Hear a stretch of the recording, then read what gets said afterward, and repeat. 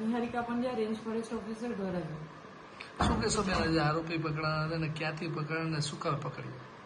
સામાજિક વનીકરણ રેન્જ ધોરાજી હેઠળના Bhadar main canal protected forest વિસ્તારમાં અમો તથા સ્ટાફ ફેરણામાં હતા ત્યારે 3 બાવળ કપાયેલા અમારા ધ્યાને આવતા અમે આ બાબતે અમારી અંગત રીતે તપાસ ચાલુ કરેલ. તપાસના અંતે અમને 4-5 આરોપીના નામ મળેલ, જે બાબતે અમે ગઈકાલ રાત્રે વંથલીના સાપુર અને મજેવડી ગામની અંદર પર્સનલ રીતે ચેકિંગ કરતા ત્યાંથી 5 આરોપીની અટકાયત કરેલ હતી, જે અનુક્રમે રાહુલ રમેશભાઈ સોલંકી સાપુર, સુરેશ પરેશભાઈ વસા મજેવડી, આર્યુ નૂર મોહમ્મદ સાપુર, રવિ બટુક સોલંકી સાપુર તથા વિપુલ બાબુભાઈ સોલંકી સાપુર એમ કરી અને આ 5 લોકોની અટકાયત કરેલ હતી.